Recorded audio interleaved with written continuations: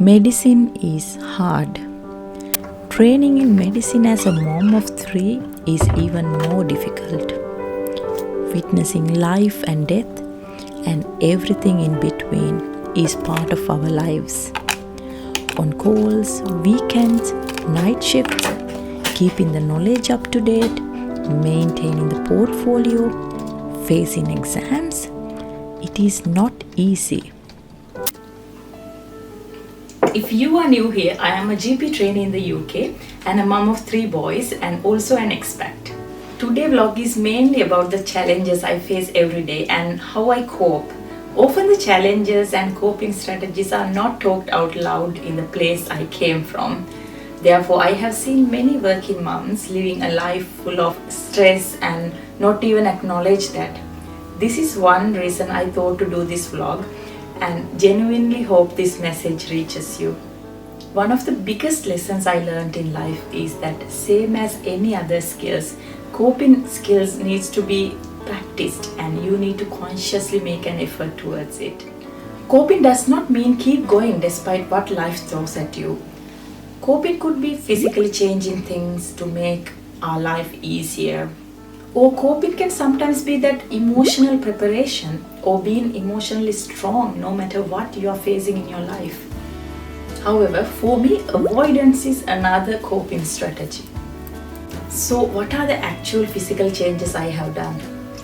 I have been working as a doctor for 8 years and 4 years in Sri Lanka and the last 4 years here in the NHS. Over this time period, I have done quite a lot of actual physical changes to maintain a satisfactory work-life balance. I am working 80% less than full-time. When I was spending my last maternity leave, I realized that it is going to be very stressful for me and my family if I continue to work full-time. Therefore, I had this discussion with my husband about going less than full-time, and we had a look at all the pros and cons of it. Finally, I decided to do 80% less than full-time, which actually brought me a healthy work-life balance. I am really glad that I proactively made that decision before burnout.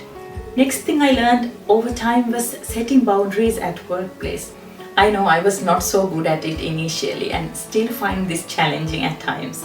As medics, it is so easy for us to keep thinking about that very unwell patient or even a death of one of our patients, even when we are at home.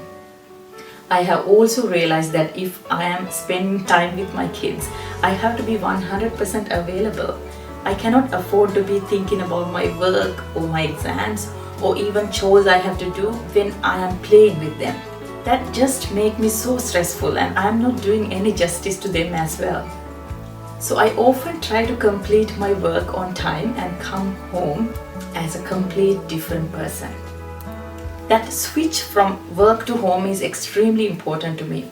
I often ask if that task can wait until next day, and if the answer is yes, I am not hesitant to leave it for the next day and leave for home on time. A very good lesson I learned from one of my colleagues at the beginning of working in the NHS is that accepting my limitations.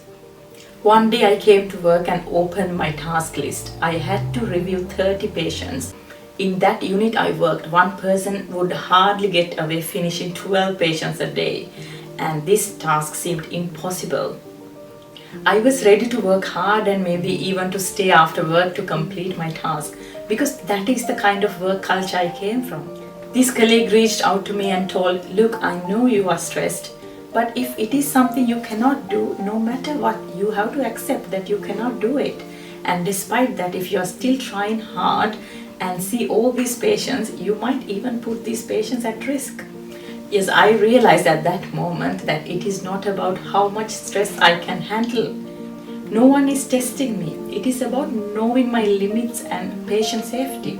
So I escalated the matter and I got 2 more SHOs to delegate, and I left home that day on time. My supervisor in the beginning of my ST1 gave me very important advice. That is to actively make some commitments for time outside work. For me, it can be going out with my family, playing a board game with my son, or booking a swimming session, maybe listening to a podcast or a favorite chapter in one of my books. I know that if I am engaged with something I love to do, I'm not having that flashbacks from work, and also I feel like my mental well-being is maintaining. Next thing I want to mention here is the importance of emotional well-being. I cannot explain enough the advantages of mindfulness practice. The same supervisor I mentioned before did introduce me this mindfulness practice in the beginning of my training. Even though I am from a Buddhist country, I have never learned mindfulness as a coping skill.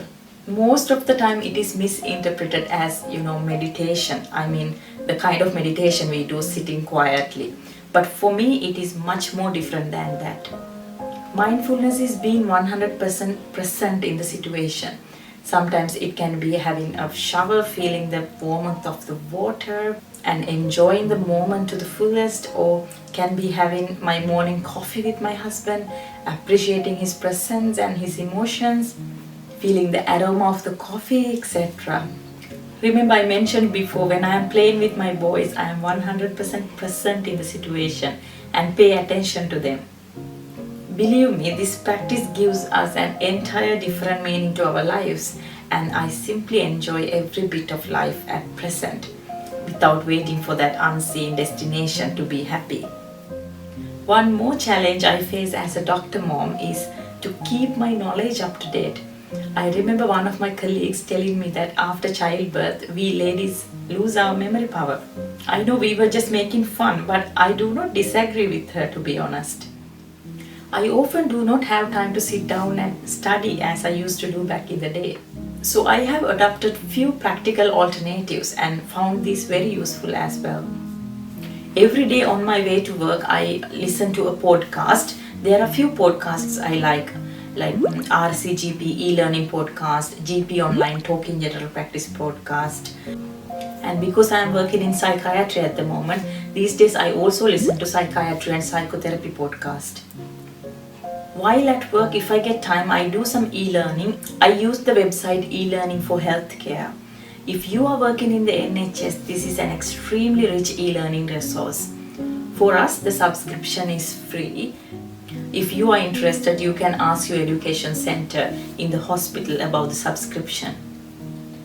I often reached out to a senior without any hesitation if I have a doubt. Often I get signposted to great resources by them, and also asking a senior most of the time save my time. One more thing, I often search in Netflix for related movies or documentaries and watch them when I have time. This is a great way to get knowledge and also entertainment together. Recently I watched the movie To the Bone, and it is about eating disorders and EUPD. Before ending, I think I must say this.